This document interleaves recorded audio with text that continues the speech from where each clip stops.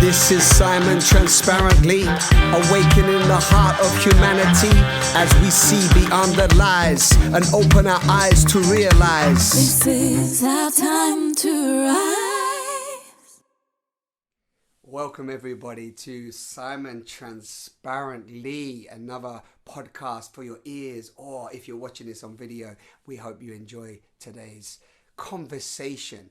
And if you haven't already, I really have to invite you to go back to the previous conversation that I recorded with this magnificent being that you're about to meet today, DarPan. If you did listen to the first conversation, then to all my listeners, I would just invite you to go back and listen again. I know you might go, wow, Simon's super enthusiastic, but I listened again the other day and the transmission was palpable. I mean, if you've really been confused, worried, lost in the unknown over this last year of 2020 coming into 2021, then really I cannot tell you out of everything I've been listening to, what DarPan brought through in that first conversation is just medicine. So with that in mind, no expectations, but I welcome today this beautiful being, DarPan. Hey DarPan, welcome back to the show. Oh, thanks for that lovely introduction, Simon. So lovely to be here with you again and with everyone else who's watching this. Yeah, wonderful. So, wow, DarPan, what a year. I mean, I'm pretty certain everybody has been going through their own dance, their own, challenges. And, you mentioned in even the first conversation, and I may reference that at certain points today, but, that we're going through that transition, and this is a time for us all to look within, to mature up, to take responsibility. And we went on such a dance in that first conversation, and it led us into the playfulness. But I'd love to hear where you're at today, and also how maybe a little just reflection of the dance that's come into your way in the last few months, and then we'll see where it goes. I have a few points that I really want to touch on today that doesn't necessarily keep us where we were, but to maybe elaborate on some of the points you spoke about in the first conversation. I've got a few little notes. So, but yeah, just a little check-in. How's it been unfolding for you right now? Wow, it's a roller coaster ride, isn't it? I mean, it's an internal roller coaster ride. For many people, it's external too, but where I live here in Byron Bay, it's pretty calm, pretty quiet. I'm not directly affected like so many people are that I read about, and all my friends and fellow travelers around the world are currently experiencing, and in parts of Australia as well. It's been quite extreme, the lockdowns and the regulations and the reordering of people's lives. But having said that, what's been interesting for me is just navigating the whole kind of script of what's been happening. I mean, it's what we're seeing today around so many issues, whether it's the virus or the lockdown or the medical approach to the lockdown or the vaccines and a host of other number of things like, if we can get into the World Economic Forum, talking about the Great Reset, the apparent implosion of the global economy that we're experiencing as we watch. All of this is stimulating so much, and that's without looking at the world stage with Iran and China and the relationship with the US and China, and that's a whole other ballgame as well. There are so many variables that are right on the trigger point of exploding in any direction that it's a really, really interesting time, because as we've been, going down this tunnel, the narratives on YouTube, on all the social media platforms, the people who are, espousing, the ones who are saying that there's a whole conspiracy or there's a kind of an agenda going on, and then there's the people who completely disavow that, who are still deeply into the race hypnosis, and watching the kind of debate that's going on with people, and seeing the polarization that's happening with a lot of people, even within people's families. And social groups.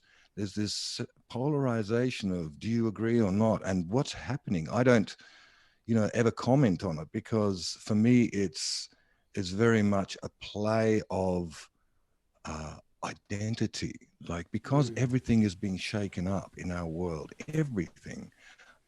People don't know quite who they are anymore, and so they start to have this the first impulse when they're hit by fear is to identify with their beliefs. And so you're either a vaxxer or an anti-vaxxer, or you're a pro the whole governmental lockdowns, or you're not. And there's this on-off switch. And so what I'm noticing is that at this stage of the journey, it's disorientation, it's alienation, it's a polarization, it's separation, it's divide and rule. It's like, don't let the left hand know what the right hand's doing, and keep everybody busy with a story that they're busy arguing about, so that really what's going on a meta level is not being noticed by anybody, because they're so taken in by the shadow play of the circus that's playing out in front of our very eyes.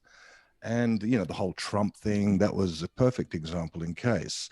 And like, to me, when I listen to all of that stuff, and I've been checking in quite a bit down the rabbit holes, and people send me stuff, confidants who I trust, and I go in there. But I've developed this attitude of, I don't believe or disbelieve anything I read at this time. I don't, if something happens to agree with my opinion, I don't necessarily believe it either.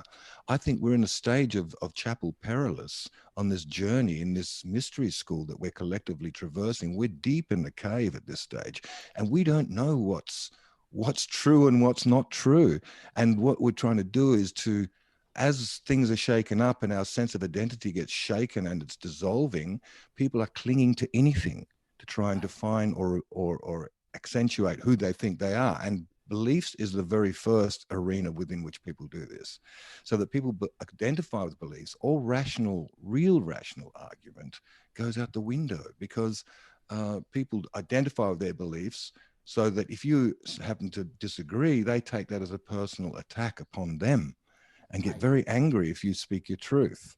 And this is a really interesting phenomenon, because we were living in a land ostensibly, especially in America, the land of the brave and the free, freedom of choice, where people are allowed to have their points of view and allowed to express them publicly.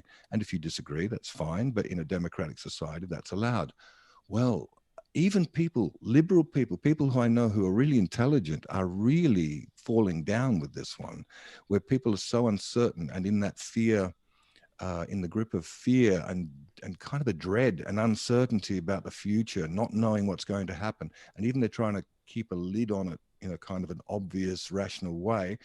They start to behave in a very irrational way by, really attacking people who happen to disagree with them.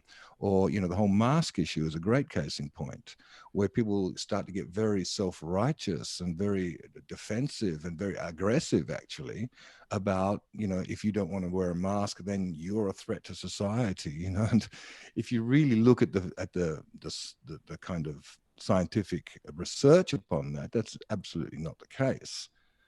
And that's another thing. God has died. God doesn't exist, but the new God is science. Science says, this is what the science says. And it's almost like God says, this is what God says. And you hear it from the health ministers in every country. Science, we're following the science. And it's a way of, God doesn't wash with the people anymore, but now science does. So science is the new God. And they use science in the same way that they used to use the word God. And this is an interesting phenomenon too, because it's another example of people grasping for straws, trying to find some sort of solid ground, some sort of stability within all of this uncertainty. And in their attempt to do so, they regress into kind of a me and them, I, me, mine, service to self, look after number one kind of mentality. And that becomes expanded to anybody who's a little bit different from the herd consensus, gets vilified, gets ostracized, gets, completely debunked, and they get censored everywhere they try and speak. And this, I'm referring to, obviously very, very erudite people like doctors and PhDs and Nobel laureates who've been speaking clearly about this whole phenomenon, but have been censored on every platform, because the power of the technocracy is absolute at the moment in terms of controlling the narrative. Places like Parler are being taken down. Anything that's alternative to the mainstream social platforms are being, sabotaged. So this is an indication to me that we are deep in it right now. We're deep Right. in the womb. This is the part of the initiation where we absolutely have no idea what's going on, and we're about to stand. We're standing at the abyss and about to jump off, and or be pushed. And so it's a very, very interesting time. For me, it's not. I don't have any kind of agendas or beliefs. I can see clearly what's happening, but I can't judge it because one can't be fully aware of the divine plan. And I trust in the divine plan. What I mean by that is the the cycle, the cosmic cycle that we're coming towards, where there is before every birth, there is a death, and that we're going deeply into that place right now, and that it's very easy to freak out, and that's certainly the purpose of it in one way.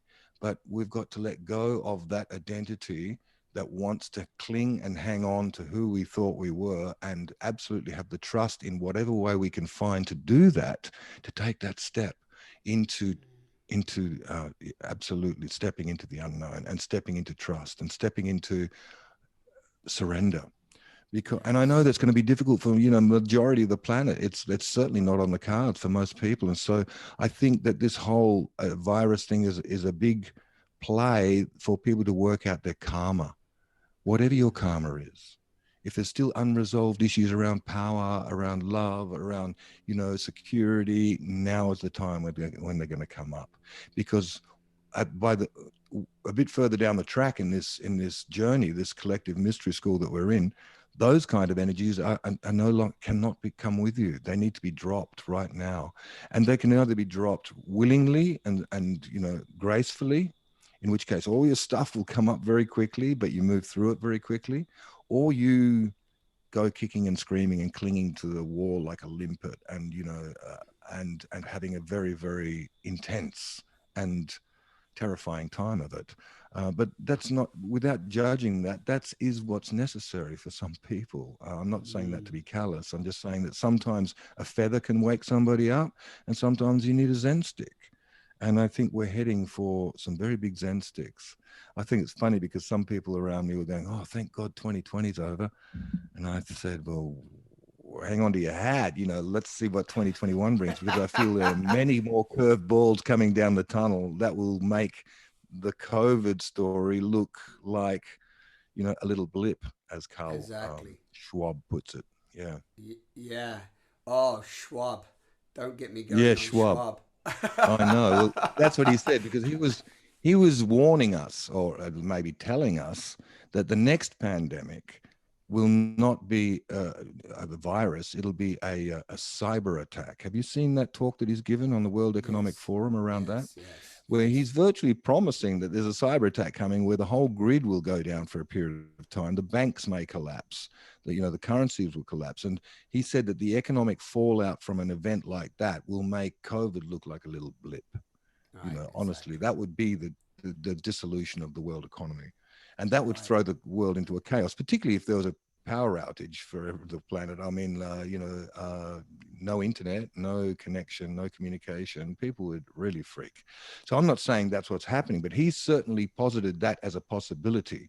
Yeah. And they all met in Davos last month on a virtual meeting, and all financial institutions around the planet, all of the luminaries, the corporations, the Prince Charleses, and all the leaders around the world to probably be briefed on what's coming next, I would Right. dare say, and pretty much about what he's talking about. Have you read The Fourth Industrial Revolution, or No, I about never. his? I've only heard about this chap in obviously the last 6 or so months. So I know that there's been a whole let's say an orchestration that's been going on for probably over. I've read it as over 15, 20, 30 years. That this what we're going through at the moment in terms of maybe where they've also been wanting to shape society is now coming to a head as well.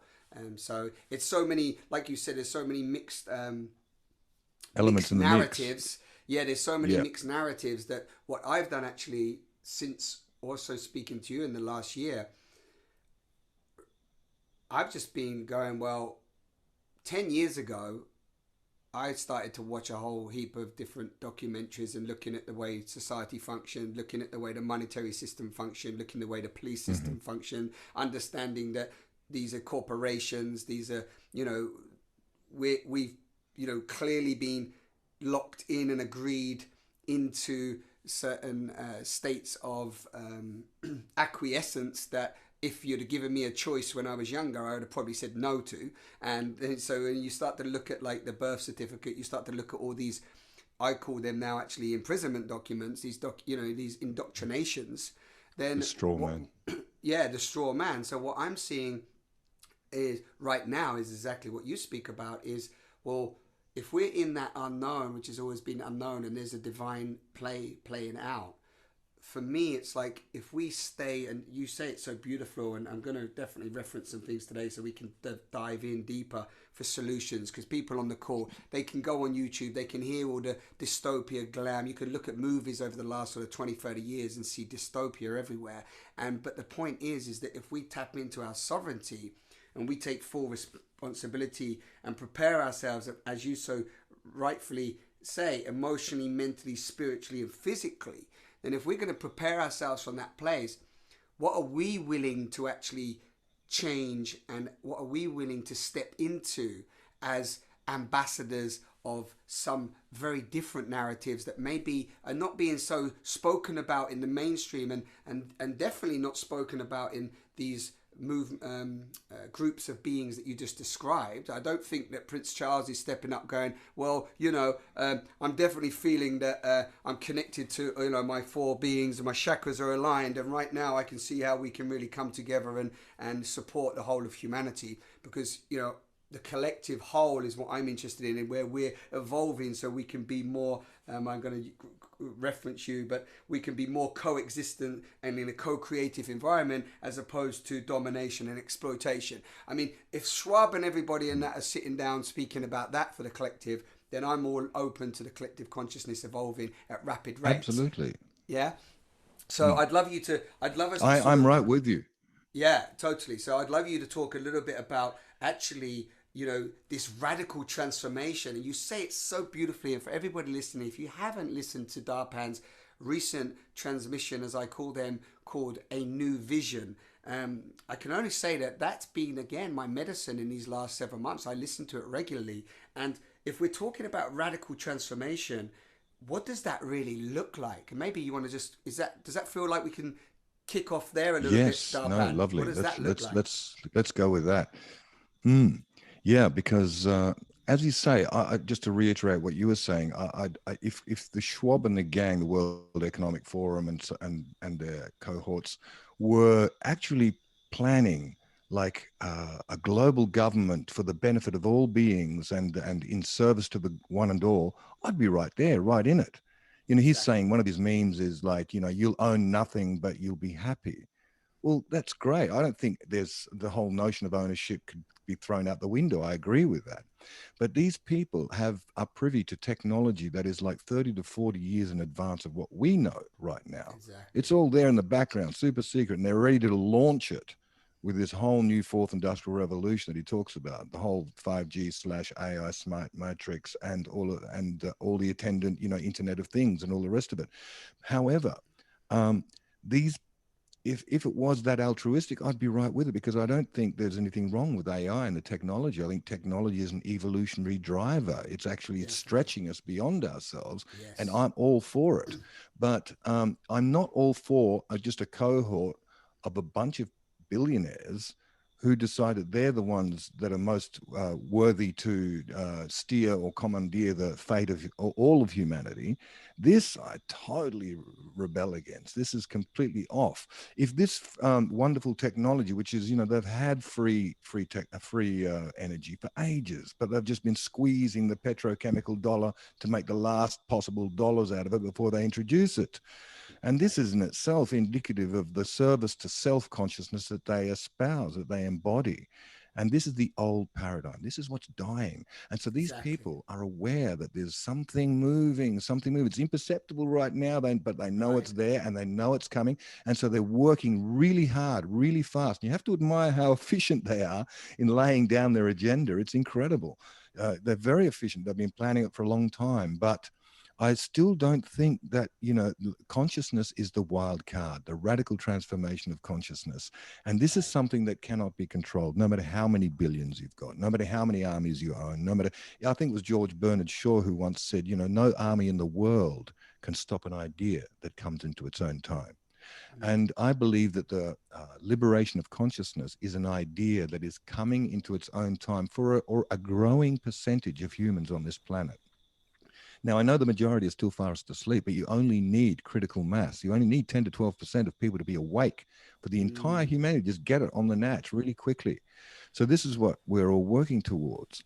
And so this is the where I see the real radical transformation is. And at the moment, we're being hypnotized, literally brought into a trance to focus through the media and through social platforming and all the censorship and everything else that's going on, controlling the narrative, as you rightly say. This is how they're holding the spell. This is how they're inducing the trance. And while people are focused on that, they can't see the bigger picture. And even if you suggest a bigger picture, people will rebel against it. Like, no, it's bullshit. No, it's like, the real key, I think, for people who are in the awakening stage, in the awakening process, who are starting to, even those who are just starting to sense that something's not quite right, doesn't feel right, but they don't really know where to go or what to put their energy in. So they're going along, they're acquiescing, but they're not really there. They're doing it because they don't want to be picked out or, identified or being seen as being against the herd reality. Right. So, but there are a lot of those people, a lot. I speak to them a lot, and without trying to convince them, I just notice that they're feeling it. And the next step is to really ask the questions that you and I have already, had the courage to ask, and many millions of people like us, and to come to certain conclusions. And then you go, well, what is the antidote? How do we get out of this dystopian knot that we're being kind of tiptoed into? And what can I do, little me? Who am I? How can I have an effect against this massive agenda?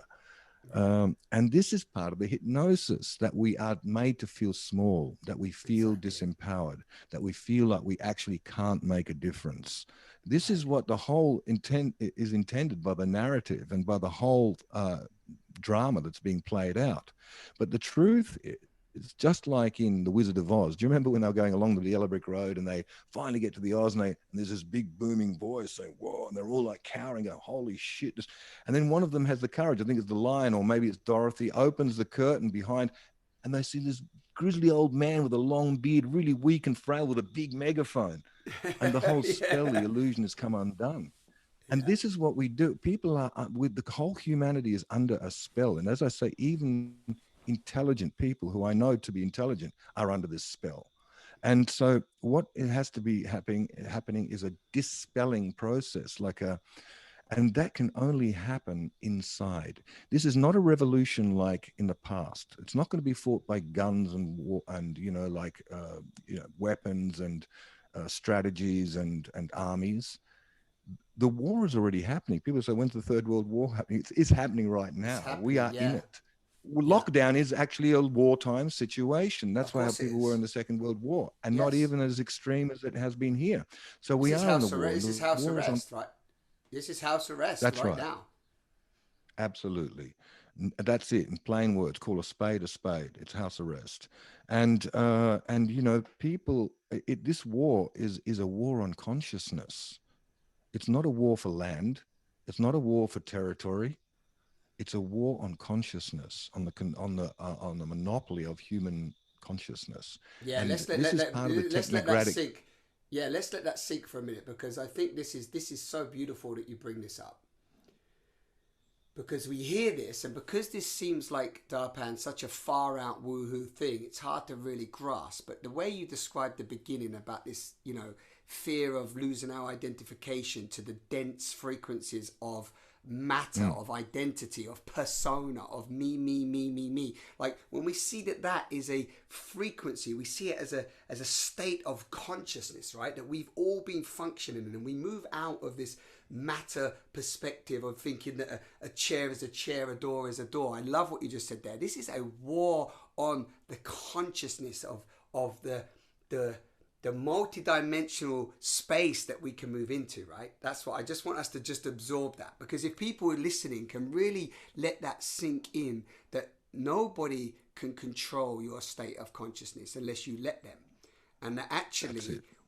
actually we have the capacity to go, wait there, I'm not feeding with my plasma, with my intention, with my creative energy. I'm not feeding that consciousness anymore. I do not feed it. Anyway, that's what's coming up. Continue, please, DarPan. This is a revolutionary, what you're just describing there is a revolutionary act, but it's not a revolutionary political act. It's a revolutionary act in terms of your own consciousness, in terms of repositioning yourself into a point of empowerment to say, I have dominion over this sovereign being. I have dominion over that. Nobody can force me to do anything unless I agree or unless I acquiesce. Even if I don't agree and I do it, I'm acquiescing.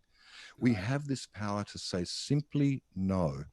We have this power to say, I do not consent. And that doesn't mean you have to be anti anything or angry at the government or angry at the vaxxers or anything like that. It just means, as you say, you simply cease giving it energy. The way I look at it is this: we create our reality moment by moment. On a very, I haven't got time to go into it right now, but I could present an argument that shows exactly how we do that, and that by taking responsibility for our current reality, we empower others to do the same. And that what happens then, if you completely surrender to your own power of dominion, instead of looking to the authority on the outside on how to live your life, then that is a very, very powerful step in self-empowerment. And once you take that, then you can simply exercise your right to not contribute your energy to that which doesn't support you or support the well-being of others. And the only way these people, like the wizard behind the curtain, can get away with this, because you're talking about a very small amount of people, like you could fit them in a room, in a house, who are exercising this. If everybody just simply became aware, like if what the whole story, if the spell was broken and transparency became clear, everybody would just see it. Like I always say, the higher the monkey climbs, the more he shows his ass. And more the monkey is showing his ass. And people are starting to see it. Then they have to have the courage to act. And this is where it becomes really important, where we can exercise our power, where we simply take back our right of dominion over ourselves. We simply come to a point of going, I am me. I'm a being inhabiting this vehicle, this body at this time. Existence chose me to be here. So I'm here by divine right, not by any political dispensation of any country or nation. And I am the child of the universe. And as such, from that authority, I speak and say, I have dominion over my own being, and no other shall exercise dominion over that. If you can come to that point, then you're really in a very powerful point. You simply say no. Say, I do not consent to that. If, for example, you don't want to have a vaccine, you say, no, it's not for me. And you don't attack them, you don't fight them, you don't argue, because then you fight the tar baby, you get stuck to it. You simply state your position clearly and without any too much emotion. And then what happens is that actually things start to fall away. If you actually have the courage to do that, there is very little that can happen. And particularly if you get a lot of people doing that, it's like a house of cards. The whole thing will simply fall down. But of course, people are under the spell of fear, or the spell is maintained and fueled by fear. And the spell is being, narrated daily on the mainstream media. And so this is what people can see. It's like a stage hypnotist. I studied hypnotherapy for years. And you can make people believe there's an elephant in the room when there's not. You can make people not see someone else in the room when they're there. You can make all kinds of adjustments to the perceptions of the eyes and or the five doors of the senses through hypnosis. And these beings know that. And of course, if you look at the daily news, it's just a tool of mass hypnosis. It's no longer the news. It's a propaganda device. It's absolutely using all the techniques of hypnosis.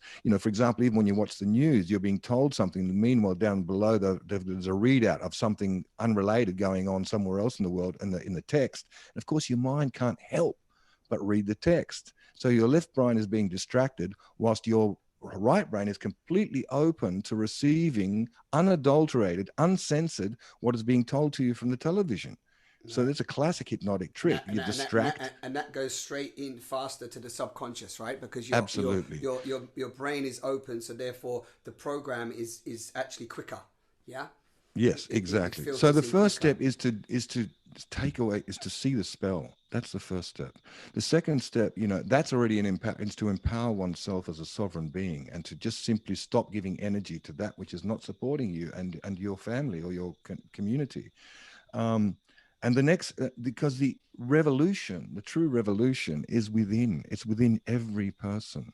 No person on this planet who's part of this current drama can get away from having to face themselves and look at a very basic binary choice. And I might have mentioned this to you in one of our other interviews, and that is the choice between love and fear.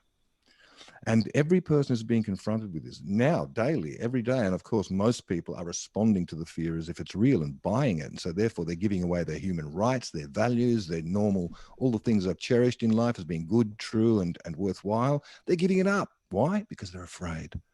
So we have to look at fear. And, we have to make this choice. Even if you're not making the choice and just going along, you're choosing. And that is fear to actually speak your truth. And so, it's a binary choice: fear, love, fear, love. And if you listen to your mind, you can be led astray, because the mind is a very tricky customer. It's not called the monkey mind for nothing.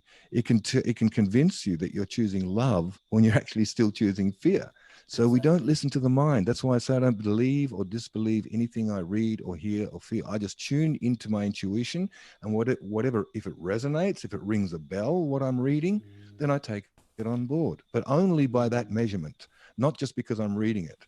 And so the mind can't be trusted to make this choice. So we need to look at our body. Our body is a far more reliable barometer of the truth than our mind.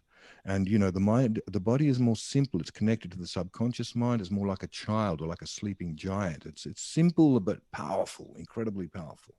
And so when you feel like you're you got to check your body. If you think you're choosing love when you're actually choosing fear, you'll be going, yeah, I'm really good. Yeah, I'm feeling really good. And you'll your body language will be giving it away. But if you're really just open, relaxed, transparent, receptive, you're choosing love. Your body's telling you, I feel good.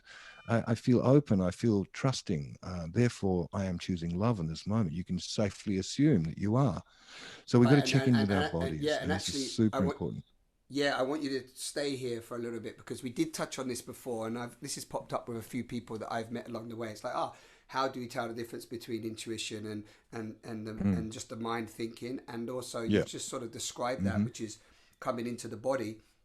And this actually leads in beautifully to something that we spoke about before, but this idea of I know many people talk about different dimensions, and there's probably speculation about how many dimensions there are and so on and so forth. But if we look at what I'm describing as the 3D, sort of a 3D density, a dense vibration, let's just call it that. And we're all energy. It's all energy. We're in an energy ocean, right? It's just what we're swimming in, an energy ocean. Everything's energy. So if we start to look at ourselves as energy beings, and we see this radical shift in awareness, or I love that, I'm going to just, again, quote, the quantum leap in awareness. So what again is required for that? Well, quantum leap in awareness for me is a completely reframe of how we engage. And then that brings up intuition, which has been a big topic for a long time. So differentiating between that would be lovely for you to talk a bit about that. And also, you mentioned before that as we move into this sort of fourth, fifth let's say, stage of consciousness, conscious awareness, and the way that we perceive ourselves and what's going on, then there's a maturity that takes place that's from this sort of immature, still the kid at school that's putting everything up to the teacher or the father and the mother, and staying at home with the mother and being lost in that sort of like, oh, dependent, oh, somebody lead me, take me, I need to be authorized, I need authority to lead me, I need leaders, somebody lead me. That is not going to cut it, because if that's what you want, you're going to just follow down the path of those that just want to lead you to wherever they want to lead you, and you're just a commodity. You're just you're actually, your energy is being what's the word when it's being sucked, DarPan, but it's being like harvested. Your energy is being harvested in that space. So I'd love you, I don't know if that's alive in you, but I'd love you to talk a bit about that. I do want to drop back to some of the other stuff you shared, because it's so rich what you've already covered. We've covered great ground. But yeah, I want to talk about that around this maturing, because when you said a moment ago, DarPan, that we say no in a clear, non-acquiescent, and I love how you described it. It's a peaceful non-acquiescence. It's not conflict, Non-compliance. Right? Yeah, non-compliance. Thank you. Yeah. What comes up for you from that, DarPan? Well, there's a lot of stuff there and really juicy. But yeah, it's look, if we start giving our power away when we get a lot of people are afraid right now, so they're looking to the outside authority, they're looking to science, they're looking to the politicians, they're looking to the health minister. Please tell us what's real, tell us what to do, tell us how to deal with this. We'll go along with it because we're afraid and we don't know, and we don't really want to take responsibility. So you take the responsibility for us. This is classic old paradigm thinking. This is the way we've been living for the last several millennia, like living according to this. And of course, if you look to outside authority, excuse me, and rely upon your experience to gauge from outside opinions and realities, then you're just doomed and compelled to just play out history as it's done so many times over the last millennia. Like even with the really great revolutions that liberated the people, they ended up becoming the same as the dictators who they ousted after a period of time, because it's that same consciousness. That's what happens in the third dimensional density. That's the way it is. But what we're doing is we're actually anchoring fourth and fifth dimensional elements within this density, hence bringing heaven to earth. And this is literally what is happening right now. I know this might sound woo-woo to some people, but we're in the dark stages, the sort of in the death rebirth situation. We are in the dying. We are in the dissolution. Everything is being dissolved and recreated. And so at this point, it doesn't look like an awakening. It doesn't look like, a shift of consciousness, but this is exactly what's required for any shift in any reality. Is there's a death and there's a rebirth, particularly in the third density. You can't have one without the other. And you can't just go into an awakening without going through that dying process. So rather than bemoan it, we should just willingly work with it and just keep our head above water. Because at this stage, we're in a very fast flowing river and we don't know where it's going. All we can trust is that it's going to the sea, that it is some point going to the ocean. So keep your head above the water and just avoid all the obstacles and just keep going and let the mother take you, or let the river take you to the mother. And this is very much where we find ourselves, and the ability, and this is what is being tested, is the ability of people to surrender on that level, because that is what's being asked for. There is a death happening. There's a death of an old paradigm. And before the new can be born, it has to be completely dissolved, just like Shiva is the destroyer as well as the creator. You can't have one without the other. And as it's being imploded, it's not something to be upset about. It's just like allowing that to happen. Going with it, going with the laws of nature, of existence. It's not, freaking out. It's about reassessing, re-gauging, taking more responsibility, bringing more presence, bringing more kind of dominion into our lives, so that we become the authority within our lives. And this doesn't happen overnight. It means you've got to connect with people who are already vibrating at that level, and then in a kind of an osmosis, just as two tuning forks will start to vibrate at the same note if they're in each other's presence, or one is sound and the other one starts vibrating. This is how we transmit to each other right now, as we are right now. This will go out to a number of people. If it happens like that and there's a tuning fork being struck, even if there's just one person that this resonates with, then it's the whole exercise is already worthwhile. That's the way this process happens. It's not through, I mean, all of the other media is good too, but ultimately it's an inner revolution. It's good to be guided and to connect with others and to find conscious community or people you can relate to on that level, and to open your hearts and to really share with each other about this process, and that it's okay to go through, that we don't have to be afraid, that we just have to let go. And that even if dying happens, then better to let go into death than to go kicking and screaming. It's a completely different experience. And Right. death is always followed by rebirth. Always, always, always. Even physical death is followed by a birth into another Transformation. state. Yeah. Absolutely. It's a transition. And we are right in the middle of that transition. Or well, not even in the middle. We're just in the early stages of that transition. And that's the dark stages. That's the part that feels really kind of unsettling to people, because it brings up all kinds of emotions, all kinds of things that they haven't dared to look at because they've had their head stuck firmly in the sand like an ostrich. And then if you pull it out, you go, okay, well, and you realize that everything is falling apart, then you are forced into a situation where you have to make that choice of either taking responsibility and or go flailing and kicking down the road. And many people will, but more and more and more and more people are going to be able to step into the early stages of taking that responsibility. And it's not going to happen overnight, but it is going to happen rapidly when you look at the scale of things, you know, like it'll be in a flash, even though it might take years. It's happening very, very quickly in terms of the evolution of human consciousness on this planet. It's happening in the blink of an eyelid. Right. But we here right now in third dimensional density are here to just play out this whole transition. This is our job. This is why we've incarnated. This is why we're here. As I've mentioned in other shows before, we've got front row seats to the most extraordinary show ever happened for human consciousness, and certainly it's unprecedented in any of our historical process. So we're on new territory. This is like throwing us into the moment. We cannot look backwards and say, how did people deal with this before? You know, people have tried to do that with the plague and back in 1917, 18, but it's just like a little tiny fraction of what's happening. It's just one little blip of a detail. And what is happening on a larger scale is not even being controlled by those powers that be that we spoke of earlier.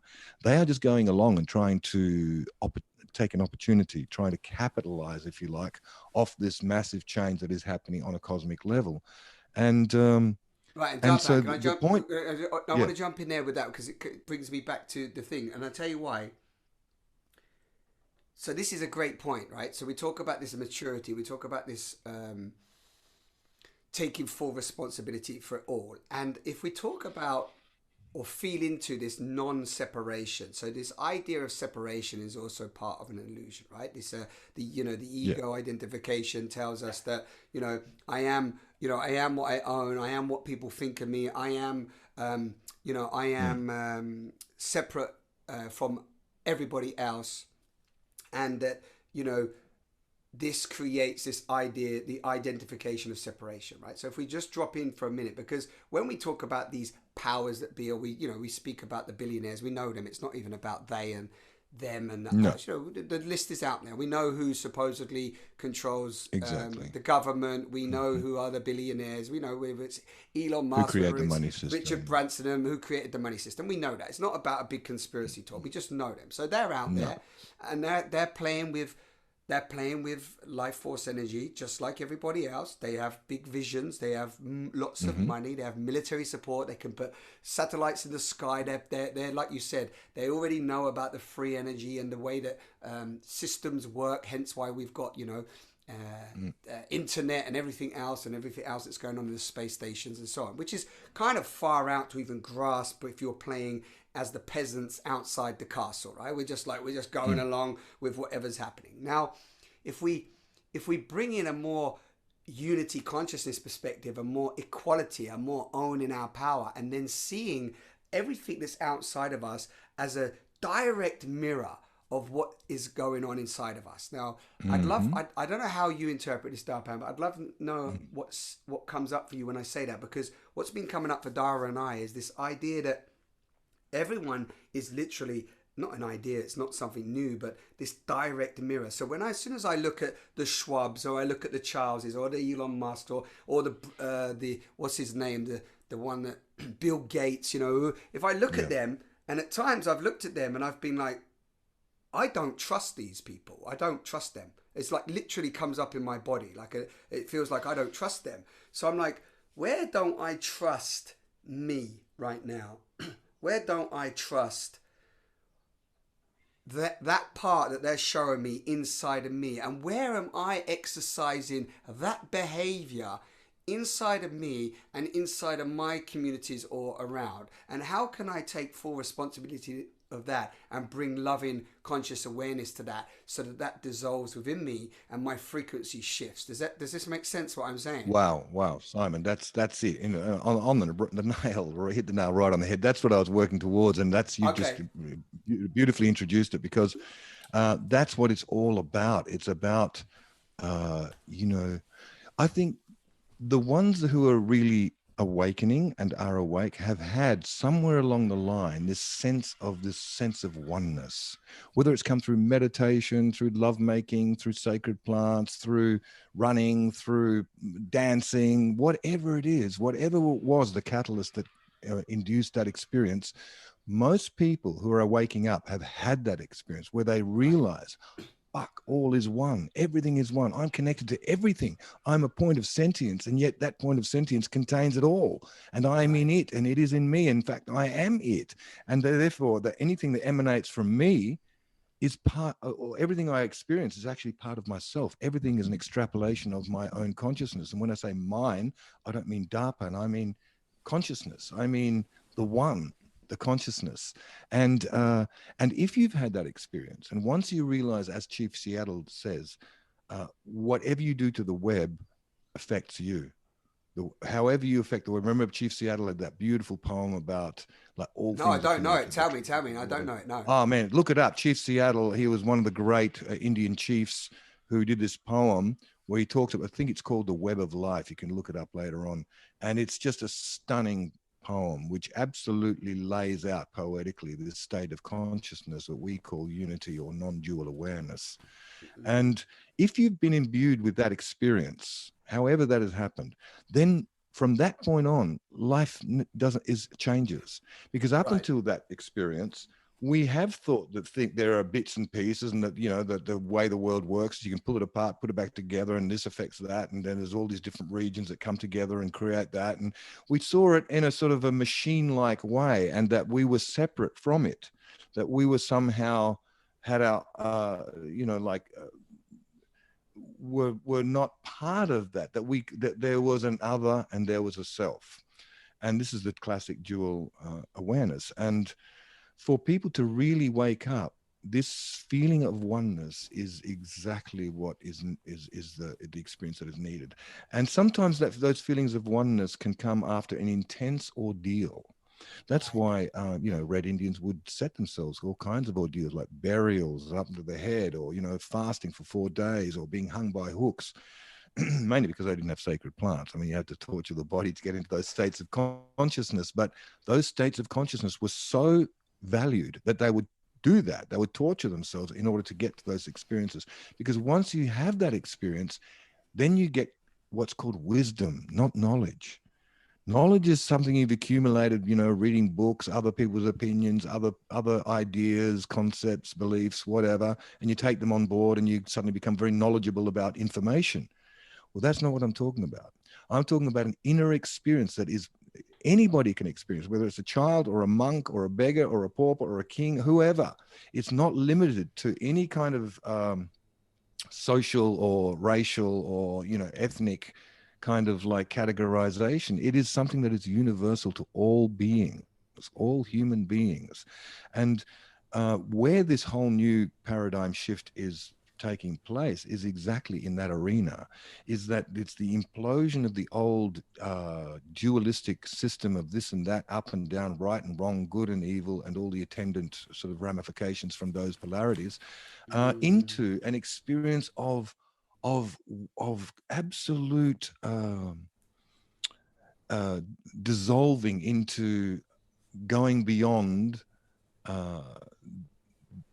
me and thou, and it's beautifully encapsulated by the Mayan saying of in Lakesh, which is I am another you, I am another yourself, I am you, you am I. And unless you've had that experience of unity consciousness, you don't really know what that means. It kind of intellectually you get it, you go, oh yeah, that's nice, it's a lovely idea. But if you've actually experienced that in Lakesh, that concept, that idea is not just an idea, it's a living experience. It's an experiential thing you can reference from inside your own experience. And most people who've had that experience, whether they're scientists or musicians or doctors or lawyers or philosophers or whatever, all of their teachings and all of their work tends to reflect that state. It comes naturally. You're not the same person once you've really, truly grokked, really understood, really felt, really leaned into and embodied that feeling. And then you are changed forever. And that doesn't mean it's there permanently all the time. It just means once you've experienced it, maybe you'll fall off the ladder and go back into 3D awareness and go back into the small wave thinking, back into, how it used to be, the old patterns. But you can never quite forget that experience. And sooner or later you have to go, woof, and you remember again, and you remember, and you know the truth. And the truth does not need to be explained or proved. It is felt, it is known, it is brahmasi. It's like, you know it. And this is the experience I'm talking about. And this is the inner revolution that is happening on the planet today. And this is what I've been devoting my whole life to, well, in the last 25, 30 years, is to try and induce those kinds of experiences in people so that at least they've tasted a sense or get a sense of their multidimensional nature, and not just that they've got this blinkered existence, which we've been taught and conditioned as the only real experience for us here in the body. And right, so, DarPan. So that's beautiful. Wait there. That's lovely. Stay there. That's so beautiful. Stay there. I know we could, because I have to jump in because it's so lovely for me to bring in the. I like to put, you deliver a. You bring a lot, right? There's so much there. I hope everyone listening, you're enjoying the poetic wisdom that pours out of this being. But so if we drop into the inner revolution, I love that. I mean, I'm all about the revolution of love, this inner revolution. And we look at this is a stage. And I know you said before, this is like the conscious ingression of higher frequency, right? This is like a 26,000 year cycle. But I know on the last podcast, you mentioned many different cycles all coming together at one time. So what I want us to drop into here is this inner revolution takes place, right? So as within, so without. And then we look outside. Earlier in the conversation, you said, we people out there might think they're insignificant, they're small. How can they make any real impact? How can they, well, this is what you're talking about. Actually, the response right now, the ability to respond, responsibility, is to go inside and realize that when you access that inner revolution, when you tap into that unity consciousness, you are the dreamer of the, you're the dream maker of the dream. You're the one that's actually impacting collective consciousness. So you, in that moment, have taken responsibility of how you want to see the world unfolding, right? That's one thing. And then what's also beautiful is, rather than look out and go, oh, it's all drab, it's all dystopian, it's all going, whatever it's going.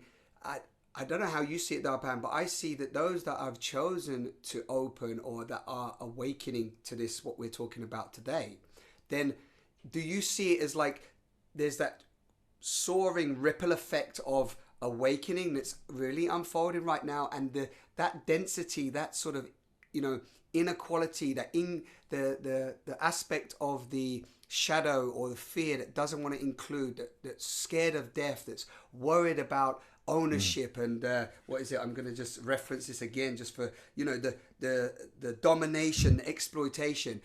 Are we going to literally see that has to dissolve because it can't hold up anymore? It can't stick, and that we're going to move into this more you know, how would we describe it? This planetary transition into, you know, again, what we call it, a new earth, loving kindness, consciousness, empathy, joy, exuberance, co-creation. I just get, anyway, jump in there. Yeah, beautiful. Thank you.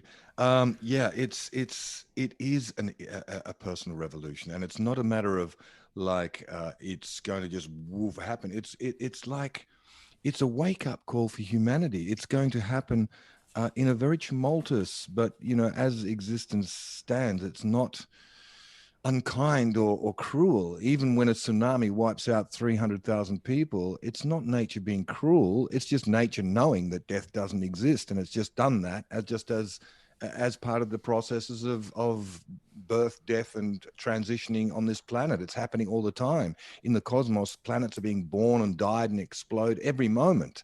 It's not like it's a sentimental event for existence. It's just part of the play and dance of life.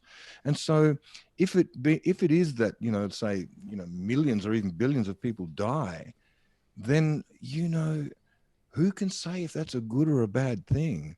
I mean, at the moment, the planet is overpopulated. I just really resent people like Bill Gates and other oligarchs who decided they have the authority to start their eugenics programs and play God, when existence knows exactly very well how to redress imbalances. When I was a kid, there was a big plague of locusts that happened in where I grew up, and it was just like crazy everywhere. And then there was just all these birds that migrated in that started to eat all the locusts. So nature always has its redressing ability to bring balance.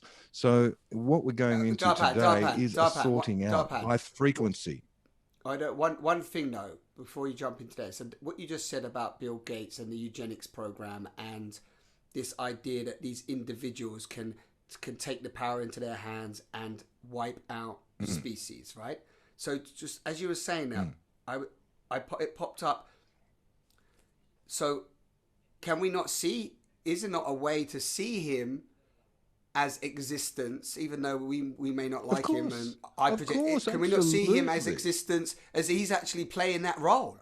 He is. That's exactly what's happening. We've got to thank Bill Gates. He's playing that role. Exactly. I used to think that, look, when I was an angry young man at university and I was anti-apartheid, anti-Vietnam and anti-everything, if somebody had given me a gun and I was near Richard Nixon, I would have probably shot him. You know what I mean? I thought he was such an evil man, you know, like bombing all these young children in Vietnam and blah, blah, blah, blah. But I wouldn't take that approach today. In fact, when George Bush was bombing Iraq, rather than taking that position, I was actually sending love to George Bush, because they're playing a very, very important role, as you rightly say. Like if you look at the crucible of consciousness, the alchemical crucible of the transformation of consciousness, if you want to look at this like as an alchemist for a moment, then what you need in order to affect that radical shift, that change, that quantum leap in consciousness, like changing lead into gold, you need to exert a lot of pressure, a lot of heat, cold, pressure. Look how long it takes to create a diamond from carbon. It's millions of years of pressure and heat and cold and all kinds of elements. You can't say that it's really bad, that heat is good and cold is bad or anything like that when you look at the bigger picture. So in this case, the compression of human consciousness that is happening right now is important. It's an essential step for the next to be able to happen. And so everybody has their role to play. And I like to use the term, the devil knows not for whom he works. So even people who seem to be having nefarious service to self intentions are playing an absolutely important role, because the shift in consciousness simply wouldn't happen unless these elements were present, because people were far too asleep. People don't want to shift their consciousness just because they're happy being asleep. Do you know what I mean? I remember one of my teachers once saying, you know, being a teacher of consciousness is a very, very difficult thing and thankless task. He said, because it's like being in a house of people and they're all just living in the house and they have no idea that there's a world outside. And the teacher keeps going, hey, there's a world outside. There's a world outside. Look, there's trees and sun and grass. And like, bullshit. Yeah, no. Another one of your stories. Yeah. No, this is real. This is where we are. And so then the teacher goes out in despair, and then he comes back in the room and goes, everybody, the house is on fire. Get the fuck out of the house. It's on fire. So everybody runs out of the fucking house and they go, wow, look at this. Look at the trees. Look at the grass. Wow, look at the sun. So in other words, we need sometimes all kinds of devices to wake up. And because otherwise we just like to remain asleep. It's a kind of a, it's a trance in itself. And so these people who have these agendas are at playing an absolutely important role. Couldn't happen in any other way. This is the greatest polarization of the light and the dark in our historical process. It's really coming to a peak now.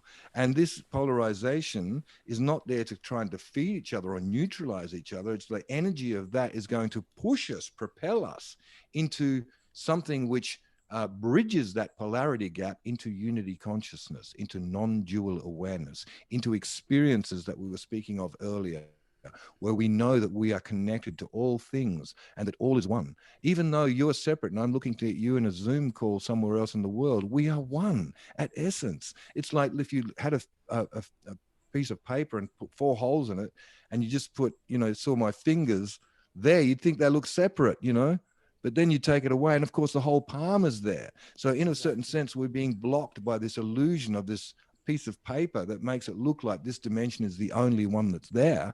So and therefore we can't. That's the veil. And these veils are being lifted at this time. And that's why it's really crazy, why people are feeling really uncertain, because as these veils get lifted, people start to not know what's solid anymore. They can't believe in religion anymore. They know the politicians all lie, but still go along with it.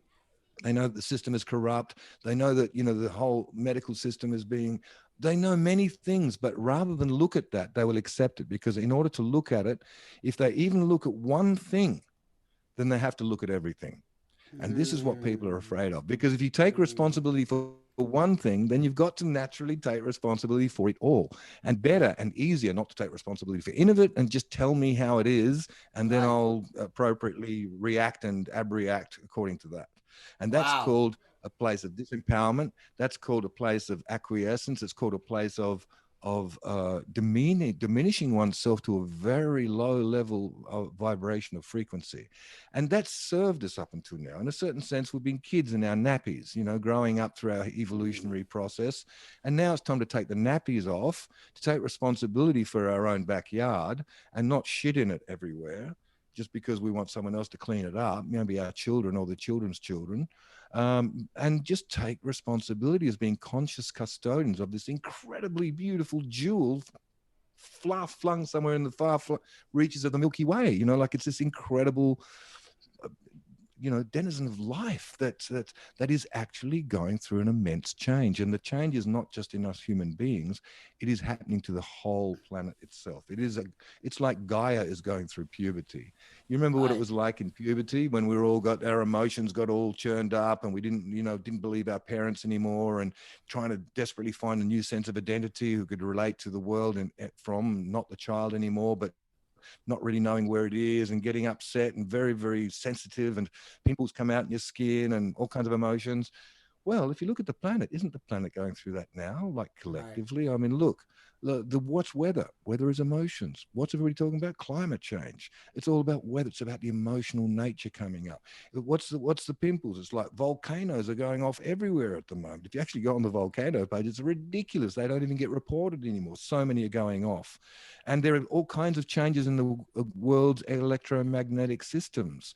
There are changes in the even to the Gulf Stream, and like the basic veins and body of Gaia is going through a major transformation. So we as humans, being as arrogant as we are, think it's all about us. We think we've got to save the planet. We're the cause of this and or whatever, due to human. This is just arrogance. This is still the consciousness that sees itself separate from everything else. Right. When you really look to come down to it, we are just walking, talking, cogitating aspects of that one entity called Gaia. And Gaia is going through a massive shift. She's moving through a few dimensions, as happens to planets every now and then, because planets are beings, just as suns are beings. And this is all being orchestrated by the sun. And that's where the climate change people are really fall down, because there's a whole heap of scientists now who've signed petitions saying, not due to human hydrocarbon emissions. Sure, there might be some little blip about that, But why is Mars warming up? Why is Venus warming up? Why is Mercury warming up? These don't have humans on them, and yet Mars, the polar caps are melting. Right. Why? What's in the common? The sun. The sun is the common factor. So the sun is going through changes, and they've had these massive telescopes on the sun for the last 15 years because they know something major is happening with the sun. And as the sun changes its cycles and changes its electromagnetic field, as it does from time to time, so the Earth is being triggered by the sun, as are all the other concubines of the sun, the other planets. And it's the alpha male going, this is what's happening and shifting. And the sun is the source. That's why the Egyptians and the Aztecs and so many of them look to the sun, because it is the source of life. It is light. It is the source of light. No planet could exist without it. And so it's the one that orchestrates these changes. So there are much bigger movements afoot. And this is what I was pointing out in our last interview when I was saying there are several cosmic cycles all coming to a point of synchronicity around this period that we're living right now. And that's why so many major changes. And we can look at these oligarchs and think, oh, it's because of them, they're wielding power. No, they're trying to hedge and position themselves to deal with the same kind of energies in their own way, except they're trying to maximize it still in the old paradigm for service to self. But this is doomed to failure. I don't care if they own all the money in the world, or, you know, manufacture it, or the armies, or whatever power they accumulate, because this consciousness shift is nothing to do with that. And just as an addendum to that, I'd like to share this experience I saw with this program called Project Camelot. I don't know if you know about that, but it's a place where they have all kinds of whistleblowers and very, very erudite and very good people. And there was this one, you know how the CIA have been doing remote viewing as well as the MK Ultra and all the rest of it. Remote viewing they've been into for a long, long time. And I've known a number of remote viewers who've worked for the government in that way. Anyway, there's this one really, really shit hot, top-notch remote viewer who the CIA and perhaps some of those people, those oligarchs, got together and they wanted him to go into the timeline of the future to see from a remote viewing point of view what plays out. And he went in there according to their instructions and went in there and came back, and he just had this beautiful look on his face. And he said, wow. He said, I just see this great awakening of people. People are waking up and just shining and taking, you know, owning who they truly are. And they went, right, that wasn't what they wanted to hear. Oh, shit. What about if we do this, and this? Now go in there and see what's up. No kidding. They asked him to do it. So he went in there and with those conditions and parameters, and he just came back again saying, it happened differently, but this great awakening happened. This incredible great awakening. I said, well, what about if we do this? And so that's kind of the game they're playing. It's desperate. It's a desperate game to hang on to power when it is the very power that is dissolving or reorientating or repositioning. So it's not about personal power anymore. It's about universal oneness, a collective power. It's about power from a place to service to the one and all, service to the one, which is a completely different expression of power when it's in service to self. Right. So anyway, just to finish that story, this guy, this story, him relating that story was a very good allegory or a kind of a metaphor for what I feel energetically is going down on the bigger picture. Although most people who are caught in the trance of the mainstream media wouldn't even be thinking on those levels or seeing them, but they are. That doesn't mean they're not there. And that's why I bring myself back to the sun. I think that the sun is like a major orchestrator of what happens in this solar system. And these beings who are rolling out this agenda are just playing with the same astrological influences as those who are in the power to service to the one and all. So there's this final, I don't like to use the word battleground because it's a communion into one, but there's the drawing out within 3D of the light and the dark. And it's not about will the light win, will the dark win. It's about bridging that into one reality. So the shadow is accepted and integrated into one. It's no longer polarized, projected, or kind of, like extrapolated outwards onto someone else or some other thing.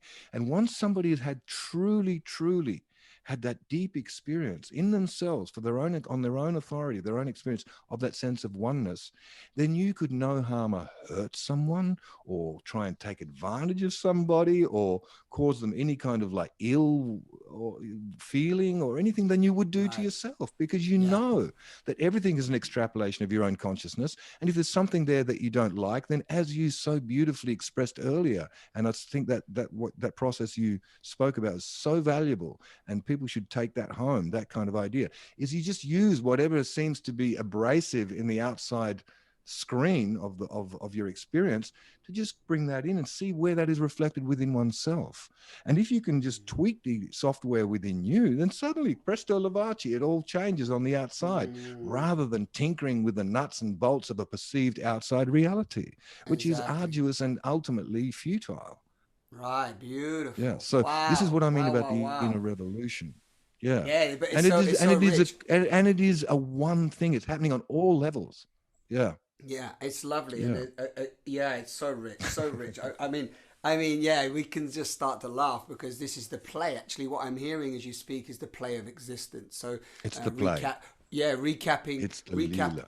Yeah, it's the leela, and recapping on some of what you shared. I love the analogy which I've used before as well, and maybe some of the listeners are aware of this too, but the body, you know, how we see the body as the outer too. So when you spoke about, you know, the Gaia's veins and the arteries being the rivers and the streams, and you know, the volcanoes being the eruptions of what's happening within us, and the emotions that's going on and so on. It's like when we actually see that interconnectedness of the micro, the macro, and we realize that the soil itself is the skin of our being, and if we continue to pollute ourselves, which we are doing, that's really how you can see what's happening on the outside world, because of how we're polluting ourselves. And then you look at the outer world, it's giving you a huge mirror. It's saying, look how the soil's being treated, look how the interaction of our species, look how we communicate with one another, look how we show up and judge and condemn.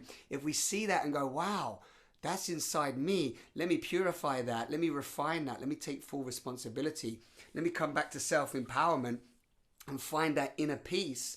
I'm just loving this conversation again, because it's highlighting that that's where we have power. That's where we have the sovereignty to, yes, that's where we come empowered. That's why I'm feeling empowered as always, just listening to you. But it links in actually so beautifully to something I listened yesterday. And by the way, I love the story from the Project Camelot, that the awakening is inevitable anyway, so just relax, right? That's the first thing. The other thing, the other thing was self-care, DarPan, coming up there, where how can we, if we're not going to come back right now, what can we do right now? We can take care of ourselves. We can love ourselves. We can see this beautiful opportunity right now and rise up as into everything we've spoken about for the last hour. But I don't know what comes up for you now, but this is very much that is gold. Yeah. Simon, that's it.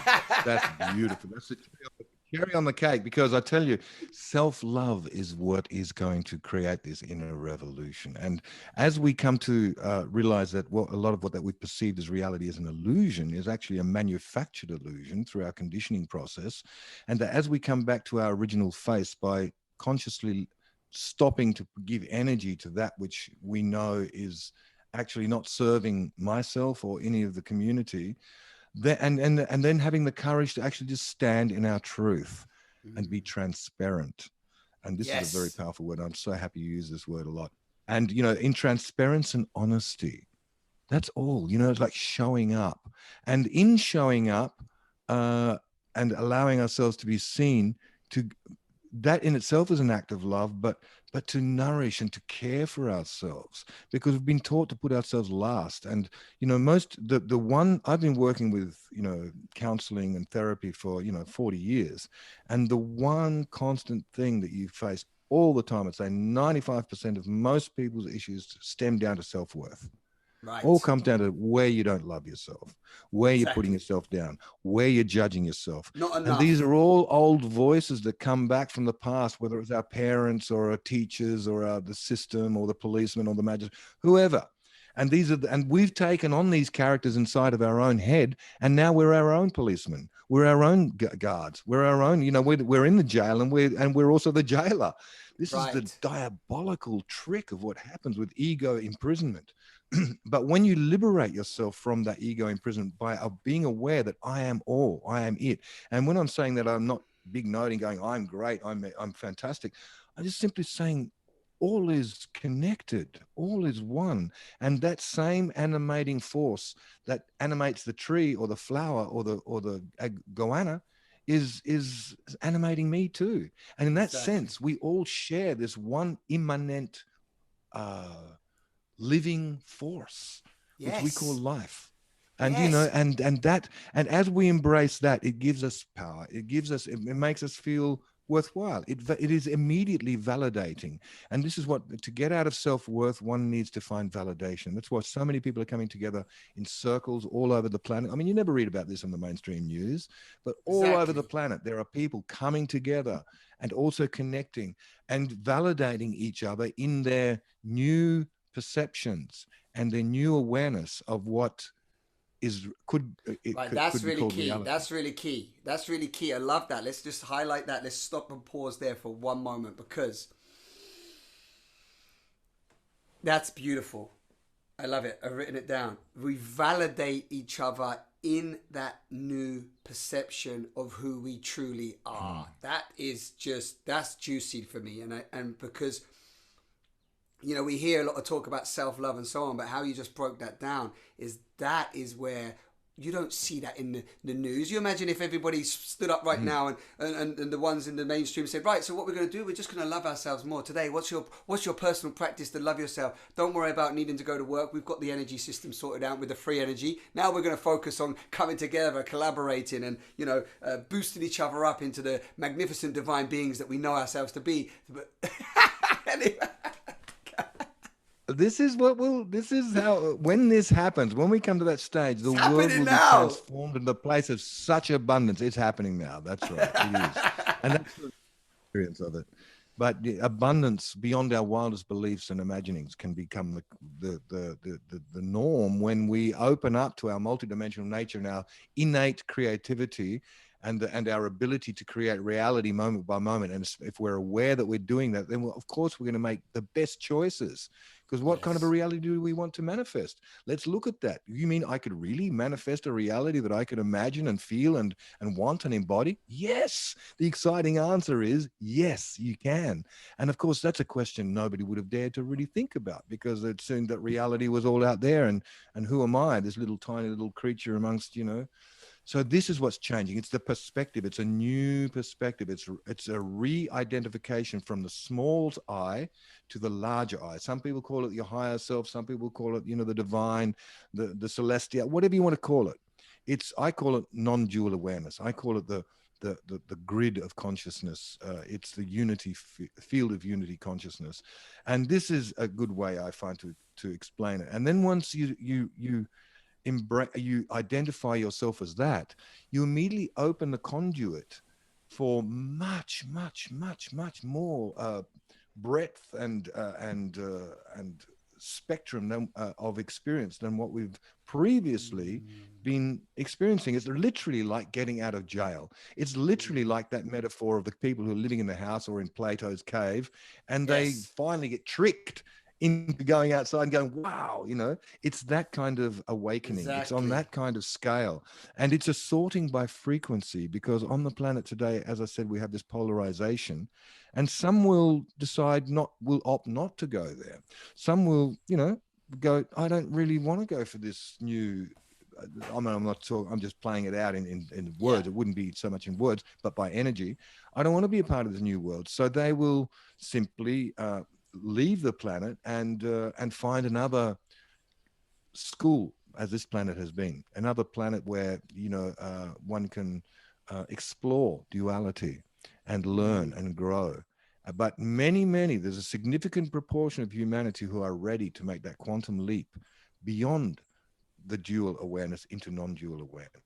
Beautiful. That doesn't mean you're not still in 3D reality. It just means your identity is no longer in 3D reality. You realize that I am God. That's what Jesus meant. And what all the great ones have said when, when they say Abrahamsa, it means I am God. I am it. It is I. It doesn't mean they're big noting themselves. They're identifying with a much larger Yes. a source of energy than the previous one, which is just limited to the little I, to who I think I am and all the ideas and prejudices and beliefs that I carry, that I think is me. Yes. So it's really that kind of a leap. And it is a sorting by frequency. Some souls will choose not to, and they will be channeled into another 3D karmic life education school, as Gaia has been. But Gaia herself is going through this shift, and it will be reflected. And I always say that, earlier I said the devil knows not for whom he works. All these people that are putting all these grids in place, the 5G, everything else. And if you're thinking about 5G, these people are really smart. They're not just third dimensional adepts in terms of, money and power and wealth. They're also fourth dimensional adepts, as in magicians. They know how to work the fourth dimension, but the fourth dimension is still dualistic, as this one is, just not dense as this one. But you still have all the lords of light and all the lords of darkness and everything in between. And these people are masters of that dimension too. But they do know nothing of the fifth dimensional frequency, because that is the frequency of non-dual awareness. And for them to go into that frequency, they would have to let go of that service to self mentality. And because they're unwilling to do that, they hover between the third and fourth dimensions, and they feed from the fourth dimension. That's where they get their energy from. But as we're going straight through to the fifth, we'll pass through fourth dimensional densities, and we already are in our collective experience. But when we arrive at this finite experience, and I don't know how it's going to come, because I don't know how it will all play out. But what I do know, and I know from my own experience, is that it will, when it happens for one, it happens for all. It's like they say, when one person becomes enlightened, the whole world becomes enlightened. I mean, what that means is that it is coming as a collective experience, but within that we will have our individual perceptions and direct experiences of that thing. And those who are incongruent with that new frequency will simply leave the planet. They'll die one way or another and be reincarnated somewhere else. And those who are ready will move through it. And there may be, I mean, after Atlantis, there was great cataclysms, because I believe that in Atlantis, they came to this same crux. There was a possibility to make that leap then, but it all went back to the Stone Age. And there's no guarantee that we'll make the leap this time either, except in my world, it is definitely happening. And that means that as you embody that, then your experience can have no other alternative but to manifest what it is you truly experience. So this is a great invitation and a challenge to trust, not only in existence, but into oneself. And when I say oneself, I don't mean the DarPan, the 3D entity. I mean, trust oneself as a sovereign being connected to the one and all, connected to that fifth dimensional awareness. In other words, where the higher self and the smaller self merge and they fall into line and they come into and this is how it will happen. And it's not that people have to learn some technique or where's a guidebook, how can I do this? It's not about that. That's an old 3D way of looking at it. It's just simply declaring that you are up for that I choose love. I choose love. I don't know how it's going to happen. I don't know how it's going to take place, but I choose love. And by that, I mean to say, I choose to take responsibility. I choose to open myself. I choose to live my truth. I was just going to say that what it really means to live your truth is to just have the courage to look inside and to really question everything. Question authority, question anything anybody tells you, and see how that feels inside, and not to just take willy-nilly whatever is being presented towards you, because this is a time of, we're in the Hall of Mirrors, we're in Chapel Perilous. It's very, very tricky. It's like passing through the moon. It's like things look shadowy and not real, and what's true and what's not true. But I'm loving this thing, DarPan, and I don't know if you've seen this in your communities or you've heard people speaking about it, about this reformation of community living and coming together in communities, whether that be off-grid communities or local communities, and actually regrouping with all that really means anything to us, which is connection, you know, supporting each other, sharing resources, sharing our gifts, and actually moving beyond all this, you know, necessarily need for, you know, vast amounts of money and competition and selling and products and so on and so forth. But how can we come together in community, live off the land, get our hands in the soil and come together? So I'd love like us to maybe, if that feels aligned to you, unless there's anything you wanted to add on, maybe we could round up the talk in that. Does that feel, you have something to say on that? Yeah, absolutely. I'm right with you there. What came through already a long time ago, and what I've been doing for many years, and I see so many other people doing the same thing, is creating what I call conscious community, coming together in circle. It doesn't matter how it is, what it's for, it's for singing or meditation or sacred plants, or just simply to be in circle and to hold space and to bring, or even to eat together in circle, whatever it is, but coming together and celebrating that circle, because in a circle there is no hierarchy. It's not like a pyramid. It's all is connected as one. And if you extrapolate that out into other dimensions, it becomes a sphere, and a sphere of consciousness. So we're talking about spherical kind of patterns as opposed to pyramidical patterns, which has been the key for the last few thousand years. But it's just passing its use by date. So people all over the world are coming together to reaffirm those values that are fifth dimensional, which is connection, which is love, nourishment, nurturing, peace, love, joy, sharing, all the things. You don't need to know Quran or the sutras or Bible or all these other archaic sacred writings and therefore just develop all kinds of beliefs around them. No, any child can understand this fifth dimensional frequency. It's an experience. It's not a knowledge. It's, in fact, it's achieved by unburdening yourself of knowledge, dropping all exoteric knowledge and reconnecting to that wisdom within, to that source within, to that place of knowing within, so that each person can become their own authority. Because if you truly stop asking outside authority and bring it in, you'll be surprised about what just comes up in your own consciousness. If you truly and just simply and innocently ask those questions of yourself as opposed to the experts. It's amazing how the wisdom that people carry, but they never really explore because they're busy giving their power away to other people, particularly politicians and priests. And I call the priests and politicians the unholy mafia of the mind. They're the ones who kept this stranglehold on consciousness. And so like, it's about unplugging from that. And it's not a violent act. It's not an angry act. It's not an external revolutionary act. It's just unplugging from the external authority and reconnecting to within. And the way we do that most efficiently and beautifully and with the most amount of love and joy is to come together in circle, is to come together in community. And not just a community that hangs out and supports each other on physical levels, as communities have done in the past, but who support each other on all kinds of other frequencies as well, and particularly on the levels of spiritual levels. It's because most of community came together for, you know, physical convenience, supporting each other, helping each other, ward off the lions, ward off the enemy or whatever. But I'm talking about coming together out of love, out of a place of the heart. We're entering into a new ray. And this ray is the ray of the heart, and the heart is the place of non-dual awareness. And the heart can embrace all things, the good, the bad, the ugly, everything. It can embrace it all, and it doesn't feel the need to fix or change anything. It can just sit there with love and simply be with whatever it is that is happening. And that is the birth of compassion. So you're not trying to judge if something is good or bad. You simply accept. And you validate and you embrace what is. And when somebody in a circle, when people in a circle truly feel that spirit present, it's incredible the magic that happens, as I'm sure you've discovered in your own experiences. It's amazing that the transformations that can occur in that kind of a psychic environment. It's amazing what can unfold and what people are capable of and what they can uncover within themselves.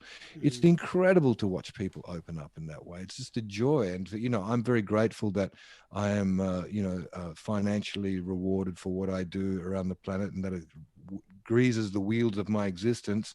But by far and beyond, the greatest joy is watching the flowers bloom, is really watching when somebody really gets that and then gives themselves permission to open and gives themselves permission to love and to go beyond fear and to go beyond, the kind of considerations that keep us in a narrow state of consciousness. So this is how it's done. And I call that conscious community, coming together in conscious community where we absolutely embrace and fully embody those principles with each other. And again, that's where we give each other strength. As I said earlier, it's not a person, although the revolution is inside, it is shared immediately through the heart with all like-minded beings, with all people on the same frequency. You immediately enter into the same pool of consciousness. And that is just so healing in itself, to belong, to finally find your place, to finally feel where you're validated and you have a purpose and your worth is fully accepted. This is the healing that the human consciousness is crying out for, because we've been distorted and compressed into shapes that are not natural to us, and we've been limited to only certain frequencies and certain states of consciousness which were necessary for survival, but not much else. And so we're growing beyond that. We're growing up, and it's a beautiful thing. It's a good thing to celebrate and a good thing to come together and the more we speak about it, as we do now, the more we bring that in. Right now, this is an invocation for that energy to want to take place. Right now, there is no time. It's now. Now is the time. And so in doing so, creating conscious community is like so powerful. And especially when it's completely devoted to the one and all, to the service to all beings. Yes. Because that's the same way they get the Club of Rome or the Trilate. Right. No, but actually that's lovely to finish on, because I tell you why. Sorry to just jump in. I know we have a slight lag on the sound, but I'm hoping that we've got everything that you just said in that last bit. There was a little bit of freezing and so on, but I'm hoping it's all there. But I know we're recording as well, so that's perfect. Is what you just said there, this conscious community, I think it takes us back, just in summary, to the very beginning when we spoke about some of the powers that be, let's call it, and the people that are making decisions based on what they think the collective needs. But it doesn't feel that they're making the decisions based on, from the space that we're talking about today, from that loving, inclusive space. Because if they were, the communication and the way that it would be conducting would show up very differently. So what I'm loving is neither right nor wrong, good or bad. What I'm seeing again in the self-empowerment is that conscious community is actually the response, the taking the responsibility of saying, no, actually, this is how love lives. This is how we co-inhabit. This is how we co-create. This is how we coexist. It doesn't need all these other controlling, dominating ways. We no longer need them. And we've said it all today, but it just felt like we went full circle from how we started to actually these are the solutions. And that's really what I want to bring to people listening on these conversations, DarPan, is that, well, I say at the beginning, awakening the heart of humanity. And I think today, through this little dance that you and I have been on, this play, as we like to call it, we've given some, broader perspectives. We've looked at the bigger perspective from many different viewpoints, standpoints, and we've brought it down into how we can take the responsibility and the power for each of the individuals. This is the solutions. So if you want solutions, the solution is to go within, and that feels really pertinent. I don't know if there's anything you want to just encapsulate on the last, just to that piece of anybody listening, but I know we've done some definite thank you so much, Simon. Gorgeous. You pretty much summed it all up there. But I just want to reiterate that again. It's about unplugging from the outside and connecting within, and then from that place within to reconnect on the outside through the heart with others. So it's about unplugging from that which is no longer serving and that which is past its use by date, and then having that internal, taking that responsibility, taking full responsibility, and bringing that place of innocence. In other words, dropping all knowledge, what you thought you knew and what was real and what was not real, and just reconnecting to that source of fifth dimensional energy, which is pure love, which is love and non-dual awareness. And that doesn't mean you can't feel bad within that. It means love is the frequency that you're experiencing everything within. And even if you're going through a hard time from that place, it's called compassion. You don't try and change it, you experience it as you say, a reflection of whatever is within. And then to share that, that's the really important part, to share, and to connect with others and to validate each other and to re-establish a new frequency of a more, as you said, a morphogenetic field, a Buddha field, if you like, of energy. And this is the healing. This is the healing. You don't need to do lots of therapy and go and do primal screaming and make up with your mom or your dad. Once you have that transcendent experience and you are connected with the one and all, with the, and you do experience and other people as an extension of yourself, or as being inspired or animated by the same source, then that is healing in itself. That experience is so ultimately healing, and will it by its own insight and perception iron out any little remaining dysfunctional aspects that might still be there, that you might be carrying it. That one experience of being connected is the healing experience. Beautiful. Beautiful. So anyway, thank you, breath. Simon, for again inviting me onto your show and to yo. Well, God, it's always a joy to be with you. And yes. Go on, carry on. Yeah. No. That was it. I just wanted to say that. Thank you. Because I know you're wanting to wrap it up now. We could go on forever because there's so many other aspects you can go into more detail. But thank you, because I feel like since our last connection, we went deeper into it this time, and it was more to do with solutions, practical things we can do, attitudes we can embody, and to just bring them into a daily practice, like something that can be relevant to each and every individual, not just as a generalization for humanity at large. Because we all do need to come to that point, as I said, choosing that choice, whether we choose to stay with the old way that we were and therefore go through all of the drama that will ensue, or whether we open up to something that is completely unknown and that is wanting to be birthed within us, and that we need to surrender to, and we need to be very innocent with. And when I say innocent, not bring too much of the mind stuff, just bring the inner wisdom, which always knows. And if you trust that intuition, you'll always be led in the right way. And if you can let go enough, you will just enter into the flow of synchronicity where the right thing will happen at the right time. But let's keep that for another transmission, because there's a whole wealth of stuff just within that, the flow of synchronicity, and how to dance with this, not just embody and birth it in us, but how to dance with it, how to have fun with it, how to become a multidimensional creator, create a being, create a spirit. I really love that you just this brought up. This is what awaits us in this new paradigm, but let's actually, I will remember this because we've recorded it, of course, but let's keep that as a topic to kick off with on the next call, because for everybody listening, for everybody listening, I've said to DarPan that I'd like to keep this thread of conversations going as we navigate, because let's be real, this is not just about, next week everything's going to be so-called resolved. This is about how we continue to transition through this beautiful time that we're alive. So thank you everybody for tuning in. It's been an epic journey again with DarPan. I could sit and listen to him all day, and as you can see, we've just covered so much. So please, if you've joined us this far, thank you for being with us. Have a magnificent day, and please take the medicine in whichever way it feels for you. Go and sit in silence. Go and walk in nature, go and take a hot bath, whatever feels the way of integrating what we've shared today. Let it sink, and it will permeate in your being for the days to come. So just allow it to be in your present awareness. Take care. Many blessings. Lots of love. Mwah. Ciao. Thank you, brother. Yay. Awesome. Bye. Thank you for listening to another episode of Simon Transparently.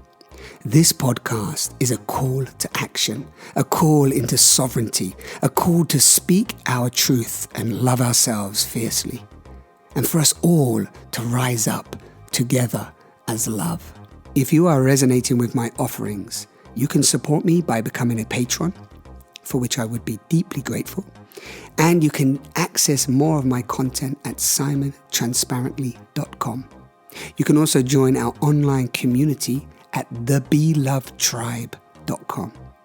This is where we get to be a little bit more intimate, share our gifts, and practice what it means to be love.